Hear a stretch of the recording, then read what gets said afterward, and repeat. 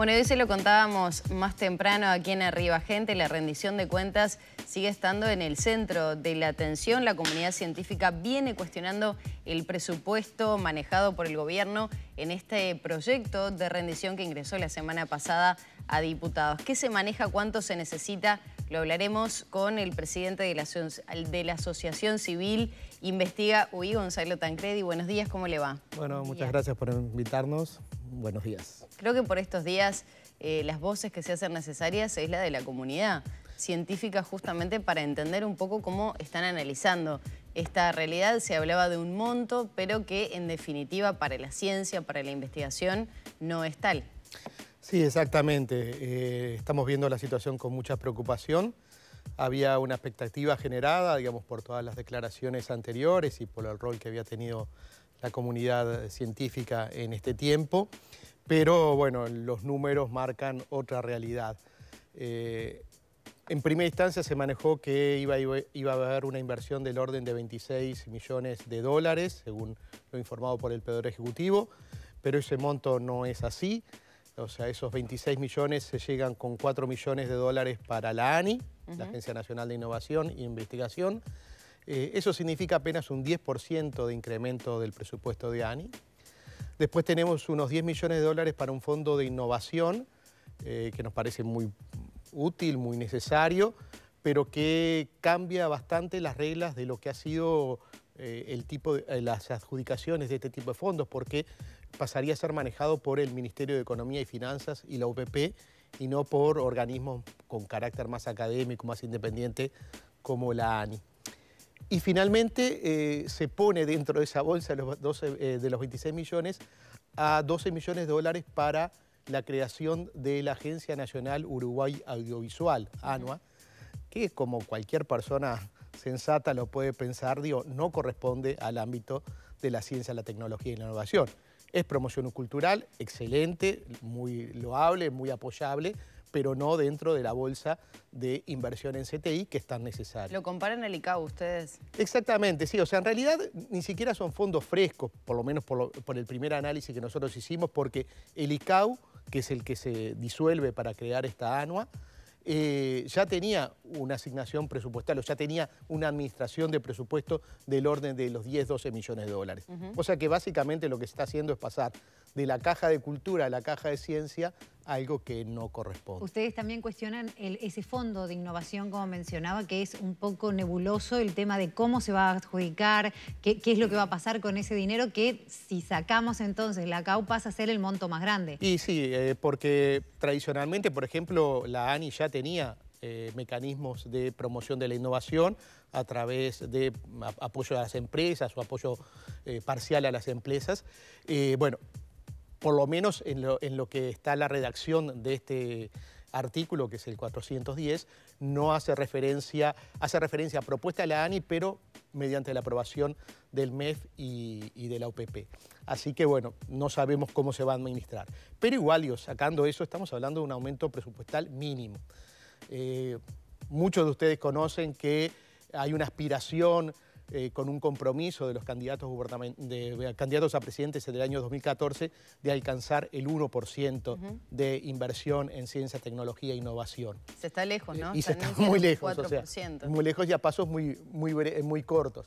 Es un reclamo histórico que ha hecho la comunidad. Es un reclamo histórico, pero además, como te decía, es un compromiso en el sentido de que toda la sociedad y en particular el sistema político reconoce la importancia de la inversión en ciencia y tecnología para el desarrollo del país. No es una ocurrencia de los investigadores, es que toda la literatura al respecto de este tema más de corte económico nos dice que para lograr un desarrollo del país, para aumentar el PBI, para aumentar el PBI per cápita, es necesario una mayor inversión en ciencia, tecnología e innovación. ¿Por qué? Porque, digamos, tenemos que inventar cosas nuevas, tenemos que producir cosas diferentes, tenemos que ocupar nichos de mercado que solo se hace con mejoras científico-tecnológicas. ¿Eso, por ejemplo, podría ser el desarrollo de vacunas en nuestro país? Puede ser el desarrollo de vacunas, pero pueden ser también una cantidad de cosas que ya viene realizando Uruguay, por ejemplo, desarrollos en software, mejoras de las industrias, agregar valga la redundancia, valor agregado a las producciones de manufactura que nosotros tenemos, o sea, en las producciones básicas, o sea, todo lo que es la parte de agricultura, agropecuaria, en la cual digo, muchas veces exportamos los productos sin demasiado valor agregado. Bueno, todo eso requiere mejoras, requiere desarrollo científico-tecnológico. Está bueno que usted maneje esos ejemplos porque a veces decir ciencia y tecnología es un poco amplio y al bajarlo a tierra o con estos ejemplos uno se da cuenta cuántos aspectos de la realidad cotidiana nos afectan, igual que pasa acá y en el mundo. Exactamente, o sea, todos los países, y hay una correlación muy clara, que todos los países que hoy en día tienen un PBI per cápita alto, tienen niveles de inversión en ciencia, tecnología e innovación del orden del 2, 3, 4%. Y Uruguay está en el 0,4%. Y esta rendición de cuentas lo único que hace es aumentar en, y quizás los números son un poco confusos, 0,02. Para ponerlo más en términos sencillos, si siguiéramos este ritmo, para llegar al 1% demoraríamos 30 años. 30 años es mucho para el país. Están comenzando las rondas de negociaciones por rendición de cuentas en el Parlamento. ¿Ustedes van a ser recibidos? ¿Qué planteo van a llevar? Bueno, en primera instancia, sí, hoy tenemos a las 10 de la mañana una reunión con la Comisión de Ciencia y Tecnología de Diputados, a las 15 horas con la Comisión de Senadores. Vamos a hacer un poco, bueno, estos planteos, o sea, reafirmar para que quede bien clara la importancia de la inversión de ciencia y tecnología, un poco esta correlación que yo decía entre desarrollo del país, PBI e inversión.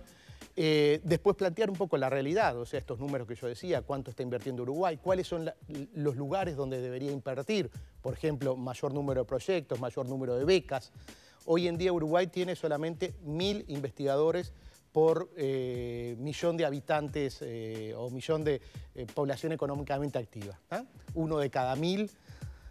Y los países mismos de la región tienen el doble, el triple o más de investigadores. Hay que seguir formando investigadores. Y eso se hace con becas, con apoyo a estudiantes que están haciendo. Bueno, ese tipo de planteos son los que vamos a llevar y con algunas ideas concretas de dónde entendemos. A ver, hay otros actores que se han pronunciado, por ejemplo tenemos la Academia Nacional de Ciencia, que también es una serie de propuestas. Muchas de ellas son comunes. Tenemos el diagnóstico, la solución también está planteada y dónde hay que invertir, hay acuerdo.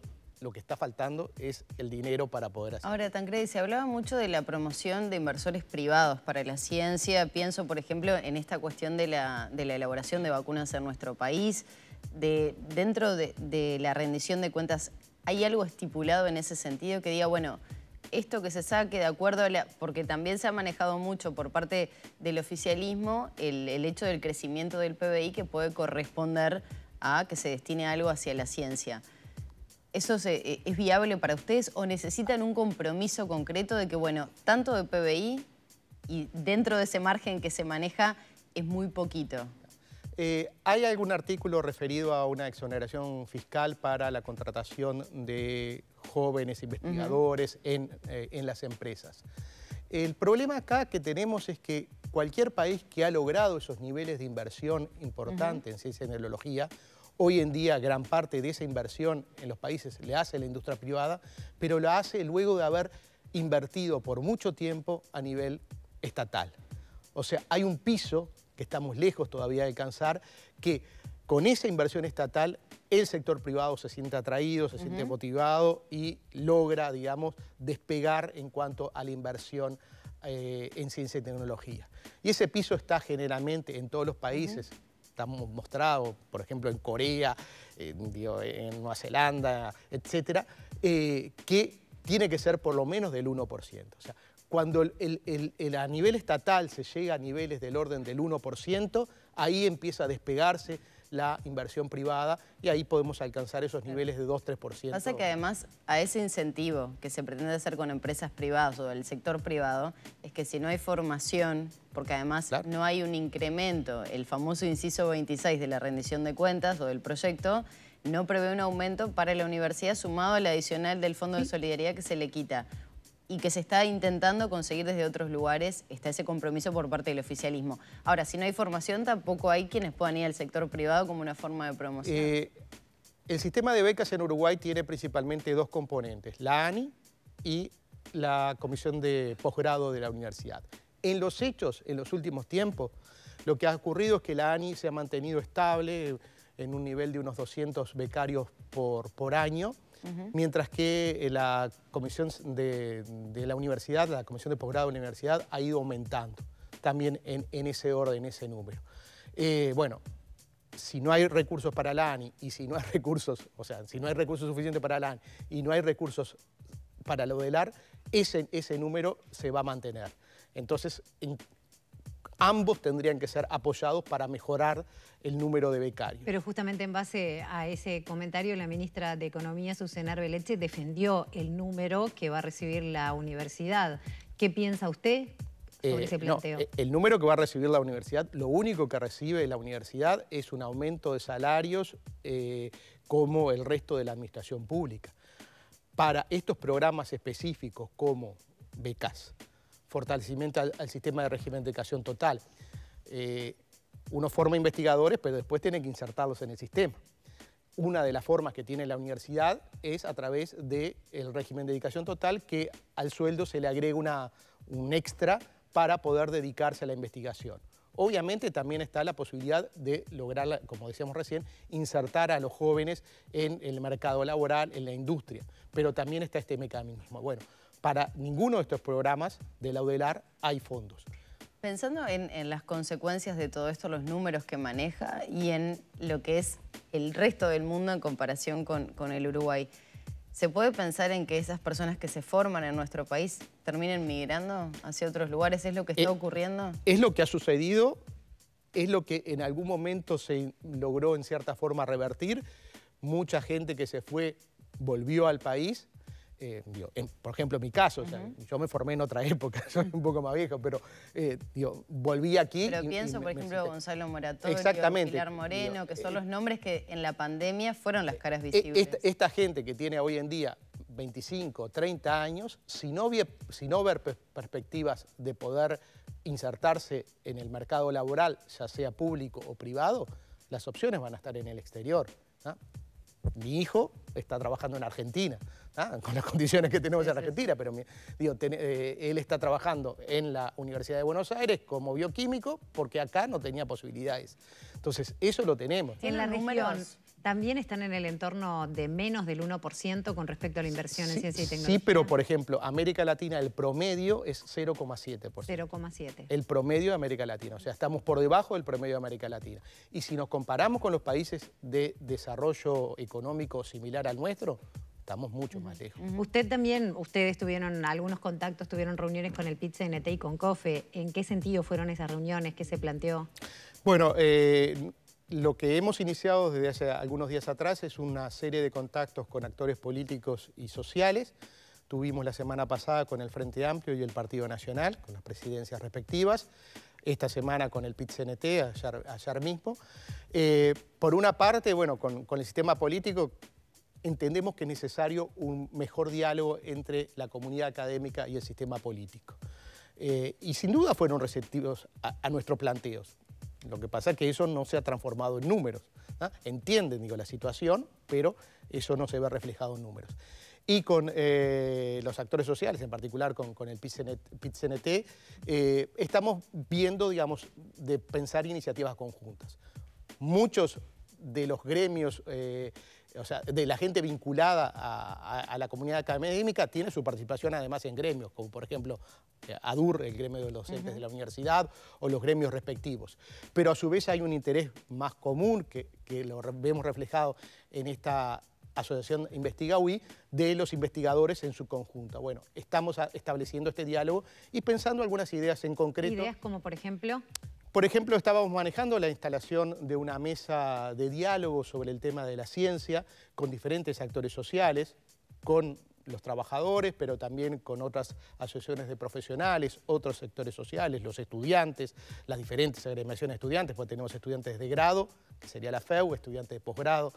Entonces, estamos pensando en ese tipo de iniciativas, lo conversamos ayer con el presidente del PIT-CNT, con Marcelo Abdala, y hoy en la noche, para terminar esta intensa jornada que empezó desde temprano, tenemos una asamblea de la Asociación de Investigadores en las cuales, bueno, se van a poner en consideración no solo estos reclamos, sino también algunas propuestas concretas de acciones a llevar adelante. ¿Entiende que la política partidaria se termina metiendo en estos temas muchas veces? Porque recuerdo, no sé si fue el año pasado o en 2020, cuando Moratorio había justamente expresado a través de redes sociales el tema de la proporción respecto a la inversión que se hacía en ciencia e investigación en nuestro país, y fue muy cuestionado en ese sentido porque justo el gobierno estaba al frente de Luis Lacalle Pou.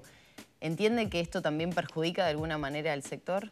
Nosotros entendemos que el diálogo entre la comunidad académica y el sector político debe ser un diálogo amplio, ¿no? Con todos los sectores. Más allá de las afinidades que pueden tener las diferentes personas, en los hechos en nuestra asociación hay gente de todos los partidos políticos, porque entendemos que la causa de la ciencia es una causa común. O sea, por eso yo decía, todos visualizamos la necesaria aumento de la inversión. Entonces, por eso es que iniciamos esta serie de conversaciones. Y si uno ve las declaraciones y hasta uno lee la exposición de motivos que aparece en esta rendición de cuentas, uno diría, bueno, con esta exposición de motivos, con estas declaraciones, esperaría uno ver reflejado en números. Eso está haciendo referencia a lo que fue la pandemia y el rol que desarrollaron los científicos durante no solo lo que fue el COVID-19 en nuestro país, que se mantiene, ¿no? No solo eso. En la exposición de motivos se hace hincapié en la importancia que tiene la ciencia, tecnología y la innovación para el desarrollo del país. Uno lee la exposición de motivos de esta rendición de cuentas y diría, bueno, acá hay un planteo de inversión de hecho, previo a la presentación del proyecto era donde se había uno de los puntos en los que se había anunciado. Tenemos declaraciones, por ejemplo, del secretario de Presidencia diciendo, esta es la rendición de cuentas de la educación y la ciencia y la tecnología. 0,02% no es ¿No entiende, es una inversión? Por ejemplo, tratando de meternos de nuevo con el tema números, de esta inversión que se va a hacer en este instituto audiovisual, que dejaría de ser el ICAO para hacer este nuevo, ¿puede ser una forma de fomentar también el incremento del PBI, que de allí se puedan rescatar más fondos? Pensando en lo que es la industria audiovisual de nuestro país, ¿no? Sin duda, tenemos cantidad de industrias que le están generando divisas al Uruguay. Exactamente, que generan divisas. De hecho, una de las ideas que nosotros estamos manejando, hay algunas instituciones públicas o público-privadas, como el LATU y el INIA, que se financian en gran parte por un impuesto directo, por ejemplo, al IMEVA, en el caso del INIA.